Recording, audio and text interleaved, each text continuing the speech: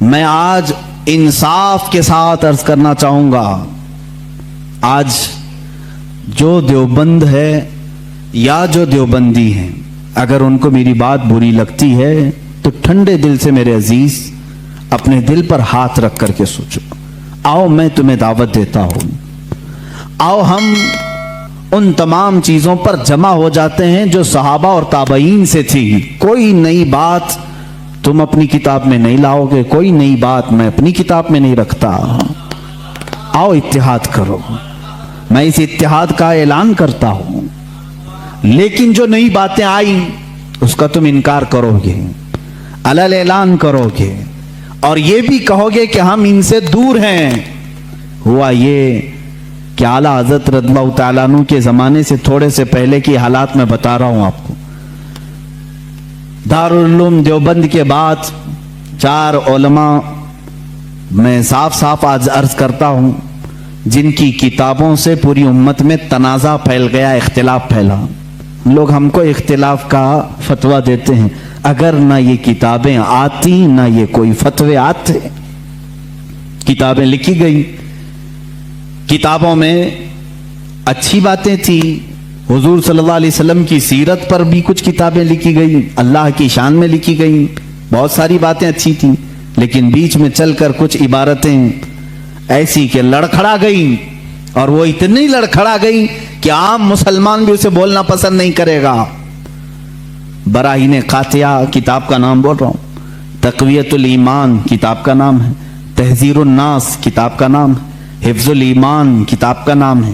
یہ وہ کتابیں جو آج چھپی نہیں ہیں، مارکیٹ میں چھپی ہیں، ابھی بھی موجود ہیں، ابھی بھی موجود ہیں۔ انہی کتابوں کی عبارات کی وجہ سے ہی تو یہ تنازع پھیلا پورے امت میں، اختلافات۔ اہل سنت و جماعت متحدہ متفقہ ایک ہی جماعت تھی بر صغیر میں۔ ان کتابوں کے آنے کے بعد ہوا کیا؟ ایک کتاب میں لکھا گیا اللہ جھوٹ بول سکتا ہے، نئی بات تھی۔ اس بات پر آج تک امت نے کبھی کسی بھی شیخ، کسی بھی بزرگ سلف صالحین سے مجھے عبارت لا کر کے دکھاؤ اس سے پہلے کوئی بات ہوئی تھی؟ پھر ایک کتاب میں عقیدہ توحید کو بیان کرتے ہوئے مولوی اسماعیل دہلوی صاحب نے یہ تک لکھ دیا، حضور صلی اللہ تعالیٰ علیہ وسلم کا خیال نماز میں آنا گدھے اور بیل کے خیال سے بدتر ہے۔ یہ نئی بات تھی کہ نہیں تھی؟ اور جا کر کے کراس ویریفیکیشن کر لینا، اگر میں جھوٹ بولوں تو میرا جبہ پکڑ لینا، اور جو سزا دے سکتے ہو دو۔ میں یہ لفاظی نہیں کر رہا ہوں اور نہ پھکائی کر رہا ہوں، یہ جملے آج کتاب میں موجود ہیں۔ تقویت الایمان میں حفظ الایمان کتاب آئی، اس میں مولوی اشرف علی صاحب نے حضور صلی اللہ تعالیٰ علیہ وسلم کے علم غیب پر بحث کرتے کرتے یہ کہہ دیا، حضور کے علم غیب کی کیا تخصیص، کیا تقسیم، یعنی ان کی کیا خصوصیت ہے؟ اتنا علم غیب تو زید کو، پاگلوں کو، بچوں کو، بلکہ جانوروں کو بھی حاصل ہے۔ شیطان کا علم غیب تو قرآن سے ثابت ہے، انہوں نے کہا شیطان کا علم غیب قرآن سے ثابت ہے، حضور صلی اللہ علیہ وسلم کے علم غیب کی کیا خصوصیت ہے؟ یعنی برابر ہو گئے، شیطان کو جتنا علم ہے اتنا ہی محمد صلی اللہ علیہ وسلم کو ہے۔ میرے عزیزو، کیا یہ باتیں دل پر نہیں لگتی مسلمانوں کے؟ یہ عبارتیں آئیں، کتابوں میں لکھی گئی، اور بڑا فتنہ یہاں سے بھی ہوا مولوی قاسم نانوتوی صاحب کی کتاب سے، کہ انہوں نے یہ بھی لکھا کہ بالفرض بعد زمانے نبی کے اگر کوئی دوسرا نبی پیدا ہو گیا تو حضور کے خاتم النبیین ہونے میں کوئی فرق نہیں آئے گا، یعنی کوئی دوسرا نبی پیدا ہو سکتا ہے، اگر ہو گیا، اگر مگر کی بات ہی چھوڑو، جب حضور نے 1400 سال پہلے کہہ دیا، فرما دیا کہ میرے بعد کوئی نبی نہیں ہو سکتا تو نہیں ہوگا۔ آپ کتاب میں یہ نئی بات لکھنے کی کیوں ضرورت پیش کی؟ آپ کو کیوں ضرورت پیش آئی کہ اگر اب کے زمانے میں بھی کوئی نبی آئے گا تو حضور کے خاتم النبیین ہونے میں کوئی فرق نہیں آئے گا؟ تو آپ کی اس بات سے پتہ نہیں کتنے محلوں میں کہاں کہاں کوئی نبی ہونے کا اعلان کر دے گا۔ عزیزان گرامی وقار، یہ کتابیں پورا کا پورا ہندوستان ایک کھلبلی مچا چکی تھی، کوہرام بپا تھا، تنازعات میں گر گئے۔ कादियानी अपने नबी होने का ऐलान कर रहा है, इधर एक नेचरी फिरका है अलीगढ़ से जो कुरान के मौजज़ात का इनकार, हिस्सियात को सिर्फ मानने वाला, नेचर को सिर्फ मानने वाला और मुग़ीबात को नहीं तस्लीम करने वाला, और एक तरफ अज़मत रसालत सल्लल्लाहु तआला अलैहि वसल्लम पर, रसूल करीम सल्लल्लाहु तआला अलैहि वसल्लम के मुतालिक ये सारे जुमले आ रहे हैं। चलो 100 साल का अरसा गुजर गया, आज भी मैं दावत देता हूं, आज भी, आज तो सोशल मीडिया का जमाना है, मेरी ये दावत कबूल करें उलमाए देवबंद या जो भी, मैं आपसे इत्तिहाद कर लूंगा, सीने से सीना लगा लूं, लेकिन सिर्फ ये बातों से तुम इनकार कर दो और कहो कि वही इश्क रिसालत हमारे अंदर है जो सैयदना अबू बकर सिद्दीक में था, सैयदना उमर फारूक में था, उस्मान इब्न अफ़्फ़ान में था, हैदर कर्रार में था, रिदवानुल्लाहि ताला अलैहिम अजमाइन। जो मशाइख अहले सुन्नत ने हमें मोहब्बत रसूल और ताज़ीम रसूल सिखाया है, उसी पर हमारा इत्तेफाक है। आओ, मैं सीने से सीना लगाने को तैयार हूं। हम कौन सा इख्तिलाफ चाहते हैं आपसे? हम कौन सा इख्तिलाफ चाहते हैं? हमारा ये एक बात याद रख लें, अगर मैं आज नाम लेकर के किसी को कह रहा हूं तो सिर्फ इसलिए कि हमारा दीन ही ये कहता है, जो उनसे ना आशना हो उससे हमारा कोई ताल्लुक भी नहीं।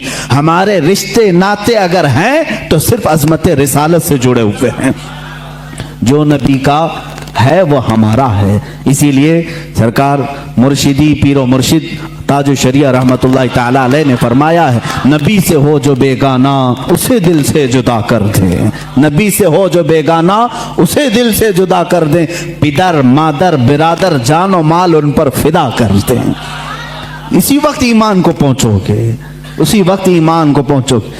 अब ये हालात मैं बता रहा हूं आपको, इंडिया के, हिंदुस्तान के, अखंड भारत के हालात, मुसलमानों में तफर्रका पैदा किया अंग्रेज, और इन्होंने अपने माल, अपनी हुकूमत, अपनी सल्तनत को फैलाने के लिए, बहादुर शाह जफर का कत्ल हो चुका था, उसके बाद उलमाए हक ने महसूस कर लिया कि अंग्रेज दरमियाने उम्मत तफर्रका डालकर अपनी कुर्सी संभालने की कोशिश कर रहा है। तो वो मर्द मुजाहिद अल्लामा फजल हक खैराबादी रहमतुल्लाहि ताला अलैह ने दिल्ली की जामा मस्जिद से फतवा सादिर फरमाया कि अंग्रेज हिंदुस्तान का दुश्मन है, इनसे क़िताल करना फर्ज है मुसलमानों को। इसी फतवे की बुनियाद पर जिंदगी भर की उम्र कैद की सजा में उनको अंडमान निकोबार भेजा गया। वहीं पर उनकी वफात हुई। आज मज़ार भी उनका जजीरा अंडमान में है। मौलाना किफायत अली काफी रहमतुल्लाहि ताला अलैह, जो 1857 की ये जो गदर है, इसके बाद के उलमा अहले सुन्नत की बात मैं कर रहा हूं, इन्होंने महसूस कर लिया उसी जमाने में कि अंग्रेज ने फिरका पैदा कर दिया है। कुछ उलमा उसकी बोली बोल रहे हैं। जाहिर सी बात है, यहाँ कुछ उलमा जो मदरसा बना रहे थे उनको माहाना मुशाहरा मिल रहा है अंग्रेज हुकूमत से। अलीगढ़ को पाउंड आ रहे हैं इंग्लैंड से, और दीगर उलमा को पाउंड आ रहे हैं, और यहाँ जो उलमा उनकी इन खुराफात को बयान कर रहे हैं उनको फांसी पर चढ़ाया जा रहा है। मौलाना किफायत अली काफी रहमतुल्लाहि ताला अलैह, जिनके आला हज़रत भी बड़ी इज्जत फरमाया करते थे, वही किफायत अली काफी जिन्होंने अपनी एक नात में कहा था, कोई गुल बाकी रहेगा न चमन रह जाएगा, पर रसूलुल्लाह का दीन हसन रह जाएगा। अतलसो कम ख्वाब के पोशाक पे नाजा न हो, इस तने बेजां पे खाकी कफन रह जाएगा। ये जो नात उन्होंने लिखी थी उस वक्त जब आपको फांसी के फंदे पर चढ़ाया जा रहा था। ये मौलाना किफायत अली काफी, फिर मौलाना इनायत अहमद काकोरवी रहमतुल्लाहि ताला अलैह, जिनको जेल की सलाखों के पीछे अंग्रेजों ने बंद किया, उस एक आलिम रब्बानी ने पत्थर की ठीकरी से दीवारों पर पूरी इल्मुस्सिगा किताब लिख दी थी, जो आज भी आलिम कोर्स की किताब में पढ़ाई जाती हैं। अजीज़ा ने गिरामी वक़ार, अगर अंग्रेज को उलमा से मोहब्बत थी और वो मदरसे की संगे बुनियाद में आ रहे थे, तो इन उलमा के साथ वो काला पानी की सजाएं और मौत और फांसी की सजाएं क्यों दे रहे थे? आप समझा करें, कुछ उलमा को वो शहीद कर रहे थे और कुछ उलमा को वो पैसों से पाल रहे थे। ये हालात बड़े दिगरगूं थे, उम्मत में तफर्रका इख्तिलाफात आ चुके थे। अब ये वो जमाना था, नेचरियत अपने पांव फैला रही है, कादियानियत अपने पांव फैला रही है, दहरियत अपने पांव फैला रही है और एक तरफ गैर मुक़ल्लिदियत भी अपने पांव फैला रही है।